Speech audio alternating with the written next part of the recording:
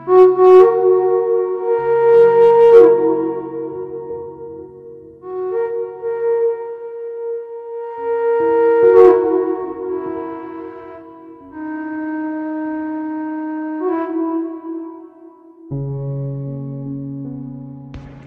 श्री राधे सभी को।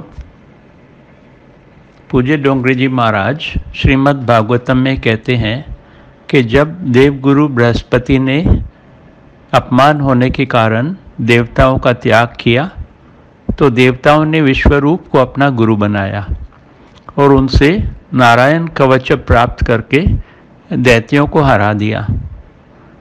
अब विश्वरूप की माता दैत्य कुल से थी।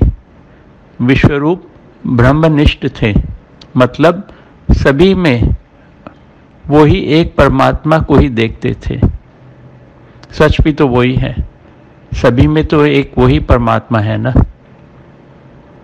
विश्वरूप किस में भी भेद नहीं रखते थे और वे यज्ञ में दैत्यों को भी आहुति देते थे। विश्वरूप की ब्रह्मनिष्ठा इतनी सिद्ध हो गई थी कि वे राक्षस में भी परब्रह्म का दर्शन कर लेते थे।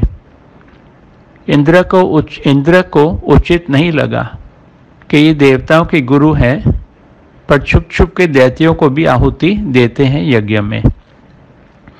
इससे ये मालूम होता है कि इंद्र और आदि देवों की ब्रह्म भावना अभी सिद्ध नहीं हुई है। दैत्यों को यज्ञ भाग देने के लिए मना करने पर भी विश्वरूप मानते नहीं थे, तो इंद्र ने विश्वरूप का मस्तक काट दिया। यह समाचार सुनकर विश्वरूप के पिताजी त्वस्थ को बड़ा दुख हुआ। उन्होंने संकल्प किया कि मैं ऐसा यज्ञ करूंगा जिससे इंद्र को मारने वाला पुत्र प्राप्त हो। श्री डोंगरे जी कहते हैं कि अगर हम सकाम भाव से सत्कर्म करते हैं और फिर फल मांगने में थोड़ी भूल कर देते हैं तो उसका विपरीत फल ही मिलता है। डोंगरे जी कहते हैं, परमात्मा को प्रसन्न करने की इच्छा से ही कर्म करो। कोई भी कर्म करते समय ऐसी इच्छा मत रखो कि जगत में मेरी प्रशंसा करे। जगत ने तो श्री रामचंद्र भगवान की भी निंदा की थी, है ना। अगर जगत हमारी प्रशंसा करेगा भी तो वही लोग फिर हमारी निंदा भी तो कर सकते हैं ना। डोंगरे जी कहते हैं,